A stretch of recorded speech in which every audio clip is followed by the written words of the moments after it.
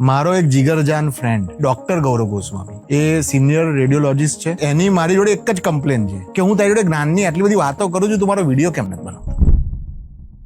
એની સાથે હું એક દિવસ રાત્રે આંટો મારતો હતો. એને મને સવાલ પૂછ્યો, મને કે એસઆઈપી એટલે શું? એસઆઈપી એટલે સિસ્ટમેટિક ઇન્વેસ્ટમેન્ટ પ્લાનિંગ. એને કીધું એસઆઈપી શેનું થાય? એસઆઈપી આપણા જોડે જે એક્સેસ ફંડ હોય જેને આપણે એડવાન્સમાં પ્લાન કરીએ અને દર મહિને એમાંથી એક્સ અમાઉન્ટ મ્યુચ્યુઅલ ફંડ્સમાં કે સ્ટોક્સમાં આપણે ઇન્વેસ્ટ કરીએ. એને કીધું કે તું એવું કેમ વિચારે છે કે એસઆઈપી ખાલી પૈસાનું હોય અને એસઆઈપી ખાલી સ્ટોક માર્કેટમાં થાય? પછી એને મને જોરદાર પર્સપેક્ટિવ આપ્યો. એણે કીધું કે એસઆઈપી તો હેલ્થમાં બી હોઈ શકે, એસઆઈપી રિલેશન્સમાં બી થઈ શકે, એસઆઈપી લર્નિંગમાં બી થઈ શકે. આગળ એને મને સમજાવતા કીધું કે આજે હું દર મહિને એવું નક્કી કરું કે એક દિવસ હું ઉપવાસ કરીશ કે 2 દિવસ હું ખાલી પાણી પીશ, તો તમે હેલ્થની એસઆઈપી કરી. હું દર સન્ડે એક સ્ટોરી વાંચીને મારી ડોટરને સંભળાઈશ, તો એ મારા અને મારી ડોટરના રિલેશનશિપની એસઆઈપી થઈ. આજે હું નક્કી કરું કે હું દર મહિને એક નવી બુક ખરીદીશ અને એને વાંચવાનો પ્રયત્ન કરીશ, તો મારા લર્નિંગની એસઆઈપી થઈ. એને કીધું કે એસઆઈપી કેવી રીતે જોઈએ છે આપણે, એટલે મેં કીધું એક્સેલ પરથી અથવા એની પ્રિન્ટ આઉટ લઈને આપણે એનું ડિટેલ જોઈએ, બેલેન્સ શીટ જોઈએ. એ જ રીતે